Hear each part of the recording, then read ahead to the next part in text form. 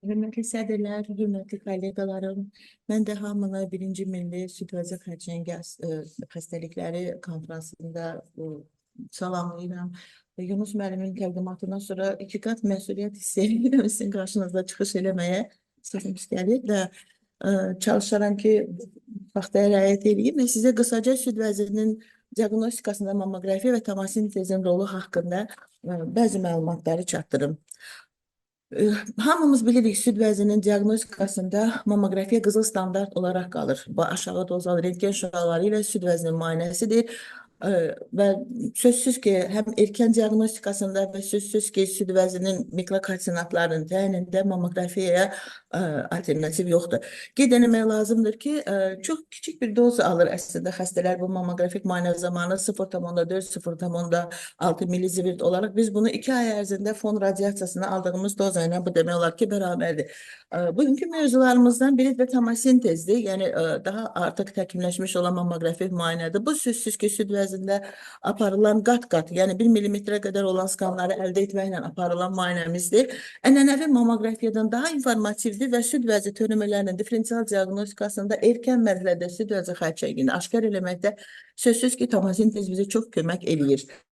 Qısaca onun mexanizmin desəm alınmasından artıq belə deyək də 15-50 dərəcəli bucaq altında rentgen borusundan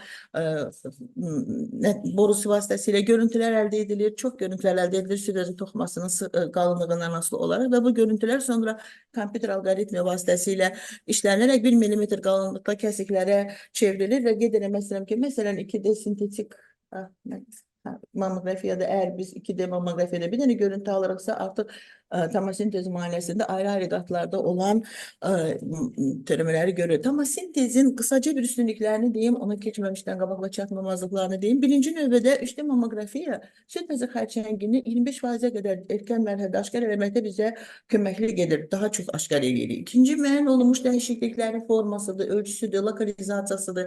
Bunları daha dəqiq təyin etməkdə bizə köməklik edir. Standart 2D mammografiyada olan üst-üstə düşmə, yəni bir-birlərinin təqdir düşməsi kimi olan effekt demək olar ki, aradan qaldırılır və toplanma effekti tamamilə minimuma indirilir. Biopsiyalarda təkrar müayinələrin sayı çox azalmış olur. Bundan başqa multifokal, multisentrik prosesləri aşkar etməyə bizə çox kömək edir və bir də ki, çox sıx süd vəzlərində sözsüz ki, bu əvvəlsiz müayinə metodu. Çünki adi mammografiyada elə çatmayan cəhət odur ki, çox CD tipli süd vəzlərində biz çox şey görmürük və haqlı olaraq da 1-0 kimi yarada bilərik. Çatmamazlığı deyərkən nəyə qeyd eləmək istəyərdim? İlk növbədə onu deyim ki, bir qədər bahalı, belə deyək, avadanlıqda hər yerdə əl çatan deyil. Məsələn, bölgələrdə indi bir-iki bölgədə bunun tətbiq olunub. Bundan başqa çox görüntülər alınır. Yəni, bu görüntülər alınan zaman raporlamaya da bir qədər çox vaxt gedir mamolog tərəfindən. Arxiv yaddaş məsələsi var. Çünki burada artıq xəstənin şəkil deyək də mammoqramalarını aparatda saxlamaq mümkündür. Çünki yaddaş çox böyükdür də silinib gedir və bir də ki, 2D mammoqrafiya ilə müqayisədə bir qədər şüa yükü sözsüz ki, burada çoxdur. İndi göstərsəm əgər bu şəkildə o 2D görüntüdə, bax burada gördüyümüz kimi, məsələn biz bu sahəni demək olar ki, görmürük. Belə olduqda biz sadəcə olaraq adi mammografiyada uzaqbaşı fibroglandülər bərkimə sahəsi və s. belə dəyərləndirilirsə, artıq tomosintez müayinəsi zamanı isə bunun poligonal konturlu ayrı-ayrı kəsiklərdir. Bu kəsikləri də çox zaman göstəririk ki, artıq düyünlü bərkimə sahəsini aşkar elədik. Məsələn, istəyərdim bunu göstərdim. Bu 2D mammografiyasıdır. Bu xəstənin adi yan müayinədə çəkilmiş mammogramması, bu da həmən sahənin böyüməsi. Biz burada heç bir distorsiya görmürük. Həmən xəstəyə 3D mammografiya aparan zaman oxunan göstərilib, artıq burada aydın distorsiya sahəsini görürük. Ultrasonografiya zamanı da həmən sahədə sözsüz ki, dəyişikliklər aşkar edilir. Bu şəklə baxsaq, deyəcəksiniz ki, Süzən xanım, biz buna adi mammografik müayinədə də yaza bilərik. Yazarıq ki, pleomorf kalsinatlardan ibarət olan böyük bərkimə sahəsidir. Bu cavan xanımdır. Bu da bu günlərdə müayinədən keçən bir xanımdır. 36 yaşı var idi. Amma yenə dedim, bayaqki kimi üst-üstə düşmə effektini aradan qaldırdığına görə apardığımız tomosintez müayinəsi zamanı artıq bu xanımda 4 dənə ayrı-ayrı şüalı konturlu düyünü törəmə və genişlənmiş axarlar və o xarlar üzərində də pleomorf kalsinatlar izlənildi. Hələ histologiyası yoxdur. Bundan başqa mən söylədiyim kimi çox kiçik düyünlü sahələri, bərkimə sahələrini təyin etməyə bizə kömək edir tomosintez. Ayrı-ayrı çünki kəsiklərdə biz izləyirik xəstənin süd vəzini. Məsələn, bu xanım, cavan xanımdır, bu da səhv eləmirəmsə, bunun da 32 yaşı var. Bölgələrdən birindən gəlib, orada ultrases müayinəsindən keçib, xəstənin süd vəzi girəsindən ifrazatın gəlməsi var. Çəkdiyimiz 2D sintetik mammoqrammada heç bir şey görmək mümkün deyil. Onospot müayinəsi də aparsaq heç bir şey görmür. Amma tomosintez kəsiyində artıq bizim çox adətən çətin qoyduğumuz diaqnozlu papilomalar sıx süd vəzlərində xüsusilə, çünki onu belə qoymaq asan deyil. Burada artıq bir xətt üzrə bir segmenti bir əhatə edən muncuq şəkilli axar daxilində kürevari oval formalı düyün sahələri görərək xəstə sağlıqla diaqnoz qoyuruq. Bu bizə necə deyirlər, bu müayinənin üstünlüyünü bir daha sübut edir. Arxitektonika'nın pozulması demək olar ki, ən böyük avantajlarından biri də budur. Arxitektonika'nın pozulması nədir? Bu biri deyək, süd vəzinin normal anatomik strukturunun pozulmasıdır. Amma bu zaman həcmli törəməni müşahidə etmirik. Bu da üzünə necə? Bu arxitektonika ayrı vaxtda biz 2D mammografiyası edən zaman elə bu sahələrə asimetrik sahə 1-3 belə yazıb göndərirdik də. Yəni bu bir qədər xəstənin təkrar müayinələrinin sayını artırırdı. Yoxsa bəzi xəstələr vardı ki, yox 2 il ərzində təqib eləmək istəmirəm, lazımsız biopsiyalara səbəb olurdu. İndi toxuma arxitektonikasının pozulması özünü radioloji olaraq necə görsənə bilər? Bu düzlənmiş xətlər şəklində, incə bir istiqamətə düzlənmiş ya düz xətlərdir və ya spekulyasiyalardır, ocaqlı dartılma sahələridir, retraksiyalardır və bir də ki, parenkimanın kənarında süd vəzi toxumasında baş verən pozulmalardır. Amma digər bir səbəblər də ola bilər ki, olsa, bunlar Cooper bağlarının düzlənməsidir, qalınlaşmasıdır, törəmə ətraflığı və toxumanın sıxlaşması kimi dəyişikliklərdir. Məsələn, mən 2D mammografiya eləsək, buna fibrokardiomatoz asimetrik bərkimə sahəsi kimi dəyərləndirərəm, məsələn, bölünmüş şəklində də. Amma artıq uşaq mammografiyası zamanı bunun spekulyasiyaları, arxitektonika'nın pozulmasını aydınlıqla görərək, artıq başqa cürə buna qiymət veririk. Hansı dəyişikliklər arxitektonik pozulmalara, yəni distorsiyalara səbəb olur? Bura postop dəyişikliklərə aiddir, radial skardır, kompleks qrazlaşan adenozdur, bunlara aid olan dəyişikliklər pinekrozudur və bir adenomatoz fermatozdur. Bəzi xəstəlik dəyişikliklərindən sözsüz ki, bunlar lobular, duktal invaziv karsinomalardır və bir də ki, DCIS-lərdir. Radial çapıq haqqında qısaca deyim. Əslində biraz bunu hərdən xəfifə alırıq. Düşünürük ki, bu aslında bir diaqnoz qoyulan bir şeydir. Radial skar əslində süd vəzinin proliferasiya, hüceyrə proliferasiyasına baş verən bir prosesdir. Hətta bəzi müəlliflər deyirlər ki, 1 santimetrdən böyük olan belə bir sahələri, biz bu proliferativ zədələnmələri də bunu radial çapıq kimi dəyərləndirə bilərik. Bunun postop çapıqla heç bir əlaqəsi yoxdur. Amma buna diaqnozu qoymaq üçün əslində gərək kompleks yanaşaq buna. Çünki bəzi hallarda bu bədxassəli, yəni plastik proseslərlə yanaşı gedə bilər. Şiş xəstəliyi, xüsusilə də skleroz süd vəzi xəstəliklərini, yəni bu təbliğ edə bilər. Buna görə də axacaq hiperplaziyası ilə karsinom arasında əlaqənin mövcudluğunu nəzərə alaraq qeyd etmək lazımdır. 30% hallarda radial çapıq süd vəzinin institu xərçəngi ilə, tubulyar karsinoma ilə və bir də axacaq və bir də ki, lobulyar hiperplaziyalarla müşahidə olunur. Məsələn, sadəcə olaraq burada elə bir qısaca görüntüsünü qoyduk ki, düşündük ki, bu qədər çox asandır qoymaq. Məsələn, bu radioloji olaraq belə bir spekulyasiyalı bir sahədir və bunun da mərkəzində düyünlü törəmə görmürük, yəni obyekt görmürük. Sadəcə olaraq içərisində netgin, şəffaf sahələr görürük. Məsələn, amma bir kolleqamızın mammoqrammasını təqdim edirik. Məsələn, mənim üzüm tərəfindən bu 1-5 qibəsində dəyərləndirilmişdi. Xəstənin daxili yuxarı kvadrantında belə bir spekulyasiya sahəsi vardı, distorsiya sahəsi vardı. Niyə mən belə düşündüm? Bu qısa bir müddət əmələ gəlmiş sahə idi. Həkim özü deyildi ki, özü baxıb çox sıx idi bu sahə. Spekulyasiyalar çox bir-birlərinə yaxın edirlər. Kalsinatlar da vardı, düz deyə bilmərəm, bunlar pleomorf kalsinatlardan və son vaxtlar görürəm ki, bizim distrofik kimi çox belə düzgün formalı dəyərləndirdiyimiz kalsinatlardan da institu xərçəng gəlir biopsiyalar zamanı və mərkəzində bir-iki kəsiklərdə radiolüsin nahilər var idi. Belə deyək, yəni rentgen şəffaf, işıqlı sahələr vardı. Həmin xəstəyə aparılan mənim tərəfindən 1-4-5 kimi dəyərləndirildi, 4 kimi dəyərləndirildi. Xəstəyə sektoral olaraq xəstəyə sektor götürüldü. Həmin sektorun cavabı intraduktal papillomatoz, atipik duktal hiperplaziya və bu kimi, yəni xoşxəst fibrokisit dəyişikliklər, belə dəyişikliklər gəldi. Digər bir, dediyim ki, bayaqları bu arxitektonik distorsiyalar ocaqlı distorsiya şəklində özünü göstərə bilər. Baxaq, burada gördük, çox kiçik belə bir balaca ocaqlı bu distorsiyalardır. Bu xəstənin məsələn 4B kimi mammografiya olaraq değerlendirilmiş bu e, vakadan duktal ektaziya, periductal mastit ocağı gəldi. Amma düşünürəm ki, belə sahələr olsa biz elə bunu 4 yazmalıyıq ki, belə xəstələr biopsiyaya getsinlər. Digər bir dəyişikliyə səbəb olan, xoş xəstəli dəyişikliyə səbəb olan pi nekrozudur bu aksiyon gestasiyalara. Pi nekrozu ümumiyyətlə bilirik ki, lokal piyin salmonlaşmasıdır. Mən bir söz deyim, mən öz təcrübəmdə, məsələn, çox vaxtı ultrasəs həkimlərinin, xüsusilə də artıq kirəcləşmə mərhələsində olan bu pi nekrozları var, onu xərçək kimi dəyərləndirib göndərdiyini şahidiyim. Çox əksər hallarda bunu 1-5 4C kimi yazırlar. Görür ki, həm palpator olaraq bu pi nekrozları onlar ələnirlər və oradan da bəlkə də o kalsinatlar kölgə verirlər, bəlkə də ona görə olur. Yəni əslində qalsa, yəni bu pi nekrozları çox rekonstruktiv, indi mamoplastik, orqan qoruyucu əməliyyatlar olduğuna görə çox çoxalıb. Və əsas da məsələ ondan ibarətdir ki, bunların diqqətlə müşahidə etmək lazım. Bunların ümumiyyətlə inkişafı zamanı dəyişikliklərə səbəb olurlar. Yəni belə deyək, əvvəlcə ortası çox rentgen şəffaf olan bu lezyonlar getdikcə kənarından xətti vergül şəkilli kalsinatlarla getdikcə kalsinatlaşmağa məruz qalırlar.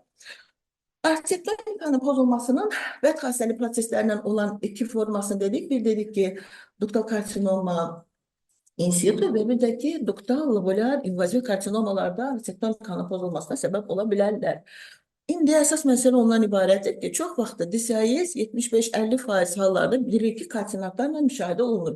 Bu zaman aparacağımız mammografik 2D müayinəni və yaxud tomosintezin kalsinatlarla müşahidə olunan DCIS-lərdə çox bir böyük fərqi olmur diaqnostik həssaslığında müayinənin.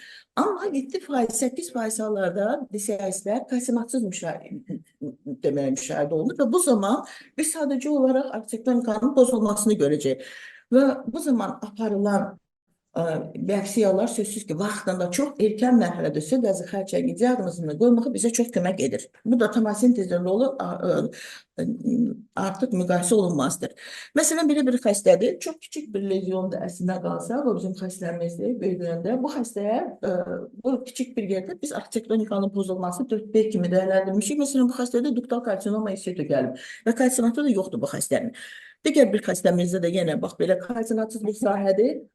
O da aparılan biopsiya nəticəsi papilyar karsinoma kimi dəyərləndirib. Amma yenə qeyd etmək istəyirəm ki, çox vaxt bizim belə distansiya kimi dəyərləndirdiyimiz kiçik bir sahədə ultrasəs həkimlərlə əlaqə saxlayanda onlar deyirlər ki, qatı kista görülür bunun altında. O da yəni belə ətraf parenkimada olan dəyişikliklərə səbəb ola bilir.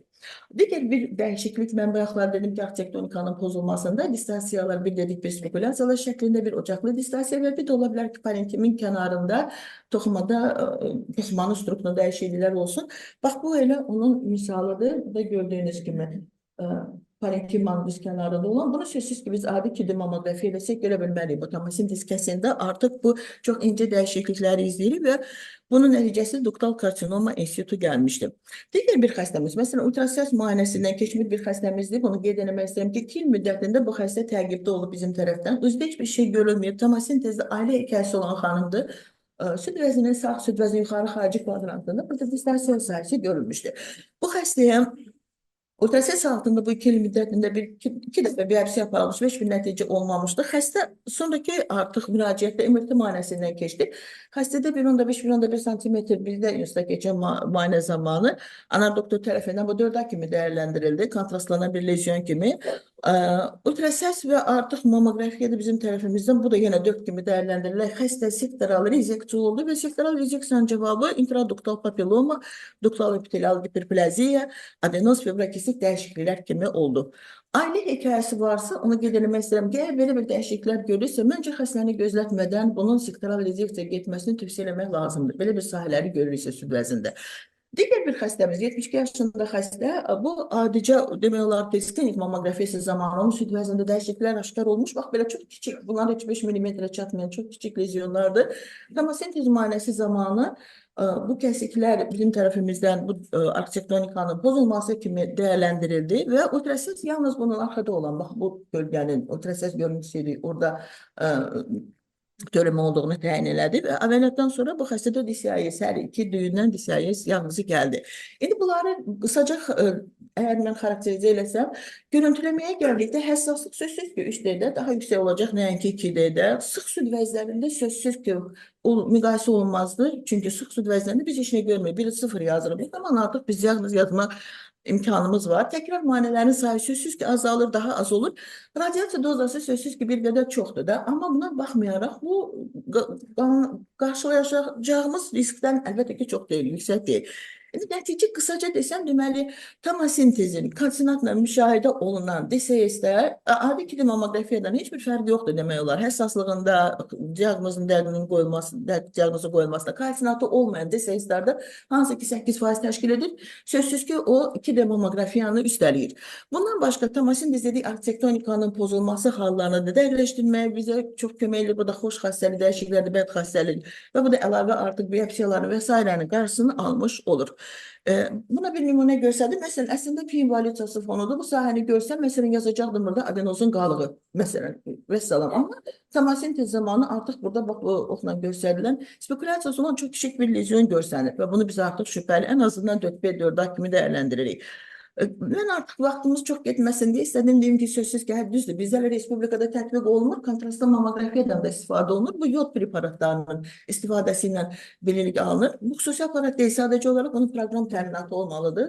Aparatlar əgər bunu qəbul edə bilirsə, kontrast maddəsi vurulduqdan sonra bu da aşağı və yüksək enerjili rentgen şüalarının yod preparatının udması ilə alınan təsvirlərdir. Sonra bunlar kompüterdə işlənərək eynən MRT-yə uyğun bir görüntü alınır. Yəni necə deyirlər, bir toxumaların, ətraf toxumaların baskısı ilə yüksək energetik doza ilə alınan görüntülərdir və bir də aşağı doza ilə adi mammoqrafi görüntülər kimidir. Burada görsəldi, bax bu MRT görüntüsü, bu da bu kontrastlı mammoqrafiyadır. Sadəcə olaraq onun da üstündən biraz test keçim ki, göstərişlər demək olar elə MRT olan göstərişlər kimidir. Ağrı və s. başqa ətraf toxumalara yayılma, akut süd vəzi xərçəngi. Amma yəni bizdə olsaydı, biz də sözsüz ki, bu bizə bir əlavə qatqı olardı. Yəni inşallah ki, bizdə də, bizim Respublikada da bu olar. Süni intellektdən də düşünürəm, doktor danışacaq. Buna da qısaca demək istəyirəm ki, bu da bizə kömək edir. Əslində indi bu hər klinikada yoxdur. Fərdi şəkildə bəzi mən bildiyim qədər özəl müəssisələr alıblar, amma çox sıx süd vəzlərində həddindən artıq cavan xanımlarda indi süd vəzi xərçəngi çox yardığına görə bu süni intellektləri tətbiq edə bilsəydi, sözsüz ki, bu da bizə bir köməklik edərdi. İndi mən tomosintezdən daha çox danışdığıma görə NCC-nin protokolunda buna necə yanaşırlar? Yəni bunu. Məsələn, NCC-nin tomosintez 2D mammoqrafi alternativ olaraq skrinin üçün istifadəsini tövsiyə edir. Xüsusilə hansı hallarda çox sıx süd vəzlərində, ailə hekayəsi olan xanımlarda, yanlış partit nəticə verilmiş xəstələrdə. Bu hallarda biz bundan istifadə edirik. Skrinik standart mammoqrafi alternativ olaraq istifadə oluna bilər. Avropa Süd Vəzi Görüntülənmə Cəmiyyəti ümumiyyətlə buna çox müsbət göstərir. Fikrimiz tomosintez müayinəsi çünki çox yüksək həssaslığa malik olan bir 50-69 yaş arasında olan xanımlarda illik rutin skrining müayinəsində tomosintezi tövsiyə edirlər. Bir də ki, sıx süd vəzi olan toxumalarda. Amerika Radioloji Kolleci də həqiqətən də çox dəstəkləyir. Çünki deyir, bu təkrar baxışların, təkrar biopsiyaların qarşısını alır. Yəni, bunun da istifadəsindən illik gələn xəstələrin tomosintez müayinəsindən keçməsini çox effektiv sayır. Digər assosiasiyalardan Böyük Britaniya artıq pilot layihələrə başlayır. 2D yox, 3D müayinəsi aparır xəstə riskini. Yəni ki, bunun da nəticələrini bizə sonradan göstərərlər. Amma Dünya Səhiyyə Təşkilatı, Tardım Yunus müəllim, deyir ki, istifadə edə bilərsiniz, amma pilot layihələrdə bundan istifadə edə bilərsiniz. Bunun dairində bunu danışmıyor, çünki Yunus müəllim artıq mənə yaxşı baxmır. Belə. Belə. Ümumiyyətlə, tomosintezi öncədən onu deyə bilərəm ki, bəzi hallarda olur ki, həkimlər də deyil, xəstələr də deyil ki, hansı hallarda biz bunu eləməliyik? Ailə hekayəsi varsa xanımın, yaşından asılı olmayaraq, belə 60-70 yaşlar düşünür ki, pi invalidiyası və göstərdiyim halı uyğun olaraq tomosintezdən keçməlidir. Əgər xəstə cavandırsa, qarmonoterapiya alıbsa, qarmonoterapiya almaq fonundadırsa, o zaman yenə də biz cərrahi müdaxilə olunubsa, bu hallarda artıq bu düşünülmədən biz bu xəstələrə tomosintez müayinəsi təyin etməliyik. Çox təşəkkür edirəm. Vaxtınızı aldım.